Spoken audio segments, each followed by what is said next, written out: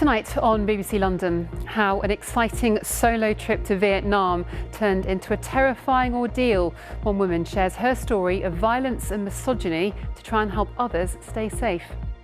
I think it's important to keep telling these stories. I want to drive awareness and work towards eliminating male violence against women.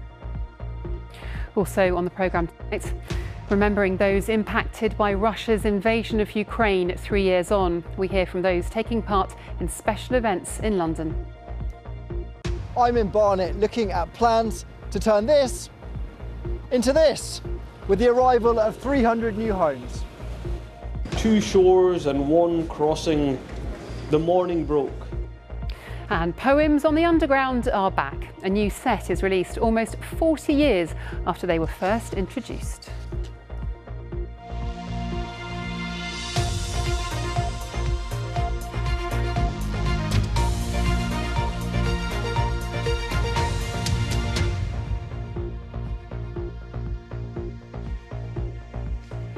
Good evening and welcome to the programme.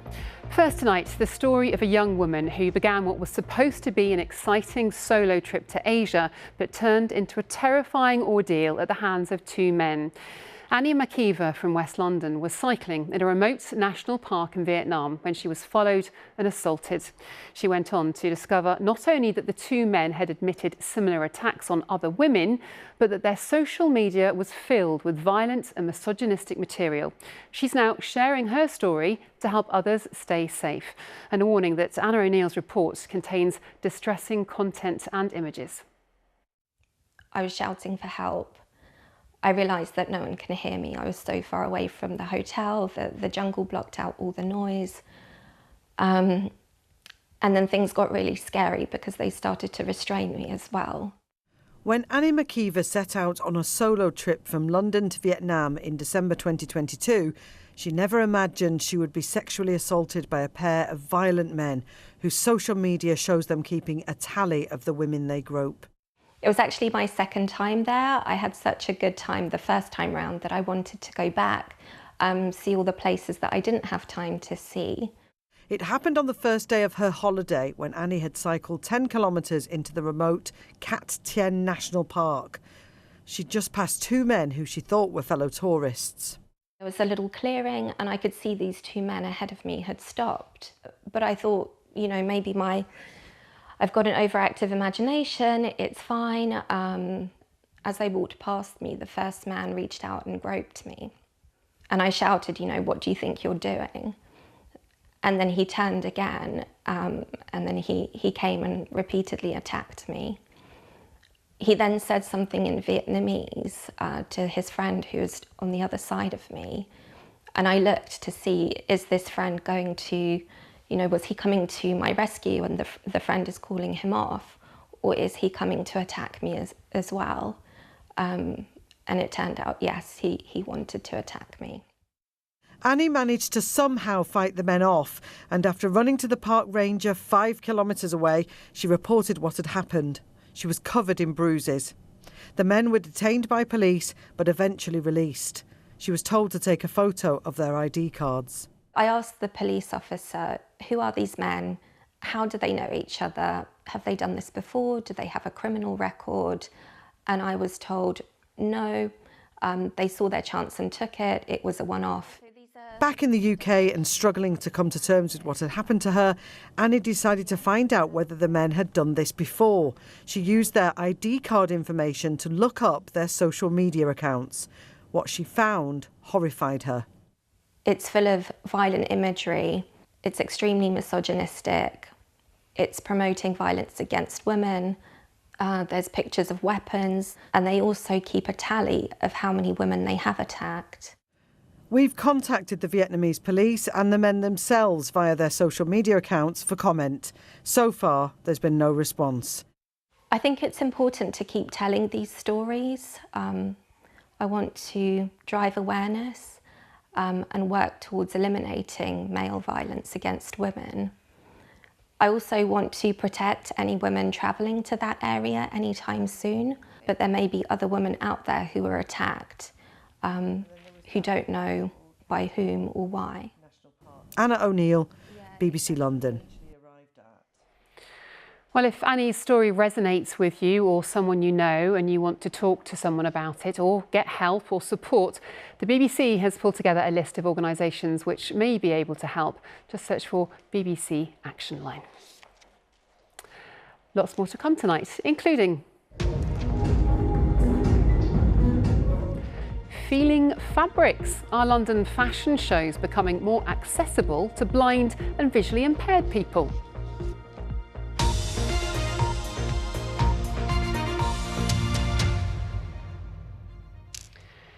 Now, 3 years on from Russia's invasion of Ukraine, events have been taking place in the capital to mark the anniversary and gather in solidarity and support of those who were forced to flee.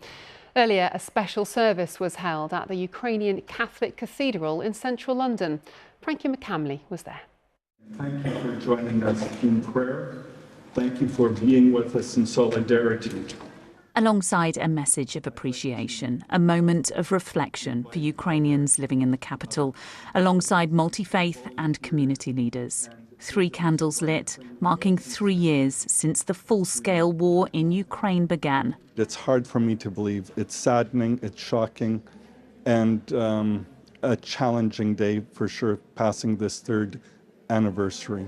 And so I think today what I'm hoping that this did for our Ukrainian people here in the United Kingdom was to show them once again they're not alone. For Natalia and her community group, that message extends to their loved ones back home. All Ukrainians, we call them, we support them, we send them help and kind words just to support them, to be with them. Even when we are far from there, but our heart is there. A sentiment felt by so many here. Many friends are fighting. Many classmates are there defending Ukraine. So it's not easy for us. But we pray and we wish for better, that the war will stop soon and we'll be happy again. Peace is what we want. Peace is what we need. The children in this choir also singing for their classmates, some forced to leave their homes in Ukraine, others they left behind. I felt really powerful because I have the power to tell the story of children and tell what we need and what we want to have in our lives. We want freedom and we want peace. It's still war in Ukraine. It's children there and they need like a normal childhood where they just can like woke up and that will be peace. Do you think one day you may go back? I hope so. I really want to see my bedroom again. Maybe one day I will go back and just help to restore the country. An optimistic outlook in an uncertain world. Frankie McCamley, BBC London. A look at some of the other day's news now. And the jury has heard how a 21-year-old man was lured out of a house and shot dead on a doorstep in a planned, organised execution. Janai Olusima suffered a single gunshot wound to the chest, having been shot at close range. The trial at the Old Bailey continues. The contractor involved in the refurbishment of Grenfell Tower before the 2017 fire is mounting a legal challenge to a ban by Kensington and Chelsea Council. Cider Eyes said the council's decision was without foundation or justification because its products do not meet the council's criteria for the ban. The council says it stands by its decision. Almost 350,000 homes in London, about 1 in 11, are now worth at least £1 million, according to research by the estate agent Savills.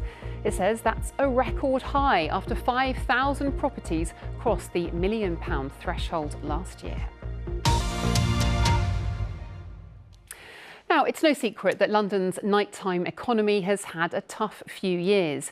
Venues having to adapt after the COVID pandemic and a rise in cost of energy and wages have had a huge impact on the capital as a leading 24-hour city. So what's being done to support and protect music venues, bars and clubs?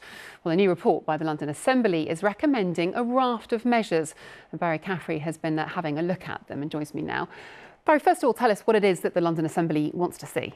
So London Assembly's Economy, Culture and Skills Committee has been carrying out a few recommendations. It wants the Mayor to advocate for London's live music industry by introducing a voluntary levy on arena and stadium tickets to support grassroots music venues in London. It also wants Transport for London to review existing night tube provision and assess the viability, benefits or difficulties of potentially expanding the night tube. It wants the Mayor to develop a code of practice for organisations within the entertainment industry that employs freelancers to ensure they're being paid correctly and their pay and conditions are fair. And it's also calling on the Mayor to encourage councils to add the Ask for Angela safety scheme to venues licensing conditions. Now, Ask for Angela is where if somebody was in a pub or a bar and under distress, they could go to a bar manager or bar staff, ask for Angela, and that would raise the alarm. This all comes after a recent BBC London undercover investigation that found many bars, clubs and London nightclubs as well were signed up to the Ask for Angela scheme, but they weren't actually implementing it. And what reaction has there been to this so far? Well, we have heard from the Nighttime Industries Association that represents many of the bars and clubs within London. People going home early, they say, so they would love to see the night tube being expanded during the week. In relation to Ask for Angela, though, Michael Kill, the CEO of the Nighttime Industries Association, says it shouldn't be an absolute condition when it comes to licensing. Ask for Angela is one training mechanism amongst an array of training mechanisms in terms of vulnerability. The one thing I think that we have that's a bigger issue here is the fact that we need a deeper dive in terms of training staff so that we have a greater continuity and accountability more than anything else. And that really means that we've got to start changing culture. The challenge we have is putting a poster up in a toilet or training the staff and then expecting them to have some sort of continuity piece off the back of it is just not strong enough moving forward. And what are the chances of the Mayor bringing any of this in, do you think? A spokesperson for the Mayor of London told us earlier that London's nightlife industries, as with cities up and down the country, have faced a huge range of challenges over the past few years. The rising cost of living, changes in consumer behaviour when it comes to going out on a night out, staffing, shortages, licensing, they've all been hitting businesses hard. The Mayor says he will consider the Assembly's report and will respond in due course, but adds that he will do everything he can to support London's nightlife economy. OK, interesting times, Barry. Thanks very much indeed. Now, we know there's an urgent need for homes in London, and the government has pledged to get building. In the capital, there is concern about preserving the green belt. So some would argue that building homes on tube station car parks and an industrial site would be a good use of land. And that is just what is planned in High Barnet. But there are concerns. Some are worried about whether those flats would be affordable, and nearby residents are worried about parking overspill and if the proposed blocks of flats might spoil the suburban feel. Matt Graveling reports. Take a walk with me into the future. The year is 2029 and you've just come off of the tube at North London. This computer animation illustrates exactly what developers plan to do here. As we return to present day, you might be able to tell these plans involve High Barnet Station and the end of the line for its car park. So this is the proposed site. Now down to my right hand side you've got High Barnet Station. This is the car park allocated to it, 160 spaces. And behind that we've got a self-storage site. Both of those are going to go, and in their place 300 homes built. The developers say at least 40% of these will be affordable. It will be car free for residents, apart from blue badge parking. In September, we reported plans to remove 300 spaces at Cockfoster Station and build 350 apartments. The Mayor of London says he wants to build more homes near public transport. If plans in Barnet are approved, it will see developer Barnet London and TfL's property company Places for London turn this into this. So this is the artist's impression. Yeah. What do you think? In principle, it looks very nice. I mean, much better than the containers that we have here. So, yeah, I'd be very much in favour of that. I think the priority at the moment has got to be more homes, a lot of homelessness. I'm in favour of it, yeah. This image, along with others, was today on show for local residents. These new buildings are 3 times taller than the norm of our area. It's going to entirely alter the identity of the neighbourhood. Despite there being a number of representatives from the development at this exhibition, we were told nobody would do an interview because they had sent us a statement. This said, homes have been carefully designed in line with local, national and regional planning policies and respect the character of the site, adding the development will make the area safer and more accessible. One of the other main concerns amongst residents was the lack of parking. If you want to buy a flat, you want to have somewhere to put your car. I know we're talking about the future when maybe people won't have cars, but it's no good saying, well, there's a train out the back there, because that doesn't take you everywhere you want to go. It only takes you to the other stations. We anticipate some commuters will go on to residential roads. A lot of others will move into the car parks in the town centre. The developers said car park users make up just 8% of total entries to High Barnet station during the week, and that 40% of these could walk there in less than half an hour. Matt Graveling, BBC London. Now, London Fashion Week, which has been showcasing the best of British and worldwide design, is drawing to a close. The industry is often seen as very exclusive and serving the minority of people who can afford high-end designs. But that is changing, and some runway collections are trying to be more inclusive, as Lola Schroer reports. I love that sort of almost spaceship triangle. Yeah, it basically is. It's very alien-esque. Vivid lights, bold patterns and striking models make London Fashion Week a sensory spectacle. But for those who are blind or visually impaired, this environment often lacks inclusivity. This season, non-profit organisation Hair and Care has partnered with designers to create an immersive tactile experience. Jessica's worked with them before and attended her first in-person session. I do a lot of online shopping, so it's really nice to actually be able to feel fashionable textures. Online I rely on written descriptions, so it's been nice to kind of go through the reverse experience here and actually feel the piece. A number of blind and visually impaired people were invited to sit front row at Chetlo's show. Student Alex attended his first show to see if Fashion Week could be accessible. The music was not too loud, there were no lots of flashing images that could trigger some vision. Obviously fashion is a very visual thing, but having swatches and audio description and some information in advance, it definitely helped to paint a better understanding and enjoy the show. These popcorn textured designs have been worn by the likes of Zendaya and Ray, with Chetlo believing fashion should be for everyone. I've always believed that fashion is not just for a specific type of person. I like to design for all genders and races and how differently abled people. I don't really care because we're all people and we all deserve to wear clothes. Experiencing runway fashion firsthand is immersive, but how does that translate to the online retail shopping experience for blind and low vision individuals? They commonly don't have image descriptions on their websites or all text, and they commonly don't have accessibility inboxes where people can send their feedback and suggestions or complaints. A successful catwalk for Chetlo. Attention now turns to the next London Fashion Week to see if accessibility becomes a mainstay on the runway. Lola Schroer, BBC London. Now, if you are of a certain age, you'll likely have very fond memories of Floella Benjamin, the familiar face of children's TV for a whole generation. She delighted audiences as the presenter of Play School and Play Away.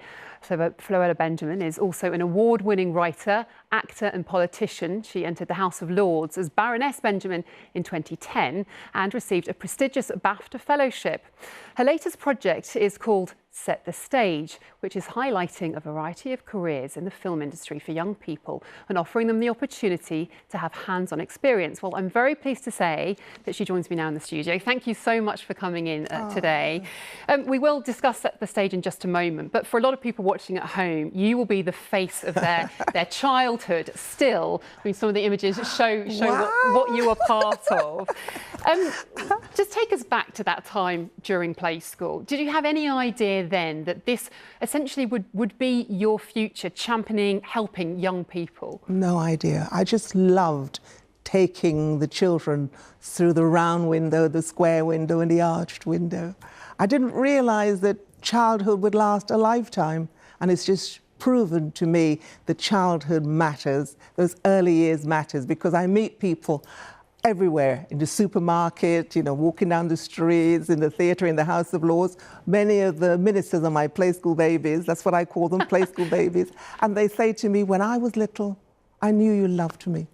When I was little, there was somebody out there who told me I was special, just by the way you smiled, the way you said, hello, is everything all right? And I didn't realise at the time that it meant so much to those young children. That's why, you see, for 20 years, I campaigned to get a cabinet-level minister for children. Back in 1983, I started. We got one in 2023, and so in 2003, sorry. And so it was really important to me for me to focus on making sure every child out there feel as if they belonged. And I remember getting all the illustrations on the screen, because when I was I started in 1976, all the illustrations were all of white children. And I said to the producer, can't we have some black and Asian and Chinese faces? And she said, oh, we hadn't noticed. That's when children's television really grasped the feeling of getting all children out there to feel as if they belong. Because if you don't see yourself, how do you know you belong? Absolutely. And in those sort of 50 years or so, I mean, you've seen the media landscape change hugely, I imagine. And there's all sorts of places that children can get their visual delights, as it were. They're taken to the internet a lot more. There's YouTube, TikTok, all those sorts of things. How important do you think it is to have strong figureheads for young people, given the huge choice and availability of varying qualities of media? Yeah, well, you've hit the nail on the head. I don't mind where children get their content from, as long it is quality content and it's regulated. I've got this thing at the moment in Cabinet where I'm trying to get YouTube and TikTok and Instagram to be more responsible, because as you said, children get influenced by the people they see. And we've got to make sure that the content that children are getting are going to be relevant to their lives. So tell us about Set the Stage then in relation to BAFTA and your... Well, Set the Stage is, because we know children go online, children are playing games, children are creating their own content, the social media.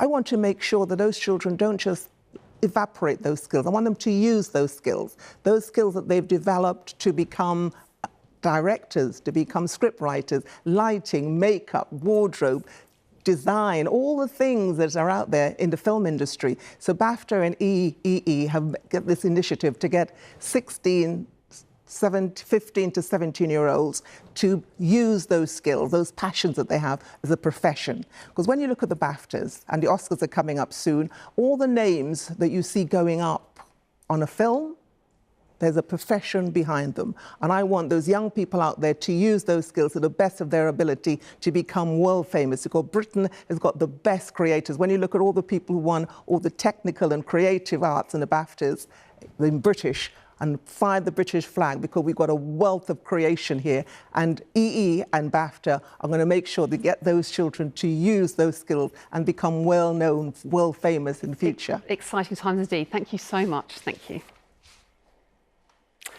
Now, if you're one of the millions of passengers who use the tube or trains each day, you might see some poetry on your journey. Poems on the Underground began in 1986, and a new set of poems have been released today to passengers to enjoy. Bryony Williams went to Covent Garden to find out more.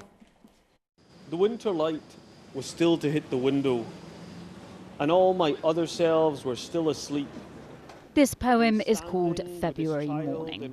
It's one of 6 featured in the latest series of poems on the Underground. It's to do with the early days of young fatherhood, and a poem about trying to get him to sleep and thinking about the impact he's already had on my life. And how did you find out that your poem had been picked? It was a complete surprise. I mean, and there's no better thing in art than surprise. So I got the email explaining that it's going to be part of this fine initiative, and to be honest, I just couldn't believe it, really.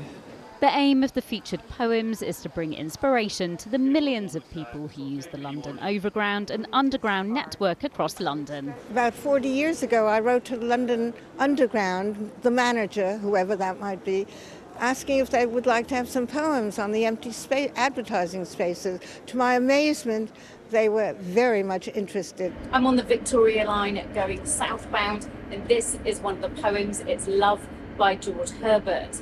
But how much do people who use the network really take notice of what's in these advertising spaces? Do you look at the advertisement spaces? No. What do you do when you're on the commute? Look at my phone. I do when I'm not looking at my phone, and I do like the poems. Green Park. The founders of Poems on the Underground select literature and submit it to Transport for London, who have the final say over which poems are picked. This series' theme is New Life and New Beginnings, offering the reader a window of escapism. Poetry and art is so much of what we go to when we're struggling with, I don't know, the world around us, and it makes, for me at least, it's a way of understanding what's going on and making sense of things. If you're travelling through the capital and do want to read the verses, they're featured on various tubes and trains for the next 4 weeks. Bryony Williams, BBC London.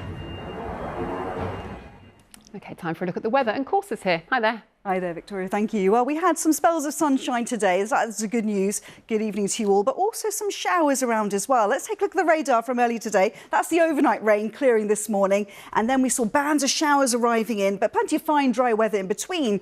But if you caught one of these showers, well, it did feel a bit cooler, and there were also some lightning strikes across more eastern parts as well. And we've had some lovely pictures sent in from our weather watchers. This beautiful rainbow across central London as well. So certainly some showers around to end the day, 1 or 2, but actually that's going to clear. And overnight tonight, it is dry to start with some clear spells, but then thicker cloud will arrive in from the west. And by the end of the night, some outbreaks of rain may just edge in from the south. And it's less mild than it was last night. Temperatures down to around 5 or 6 Celsius. We were in double figures last night in some places. So for tomorrow morning, cloudy and damp initially, but it's an improving story. Dry with some sunshine in places quite widely into the afternoon. The chance of 1 or 2 showers, and temperatures tomorrow a bit cooler, around 9 to 11 Celsius.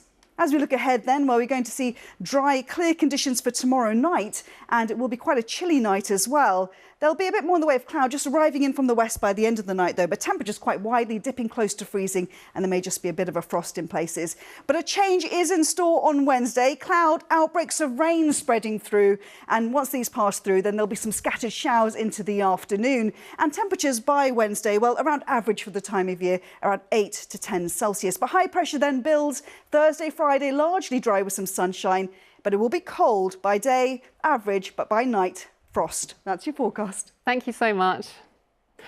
OK, that's it. So Assad is speaking live to the Mayor of London, Sadiq Khan, on his radio programme on BBC Radio London at 7 o'clock. From all of us, we wish you a good evening.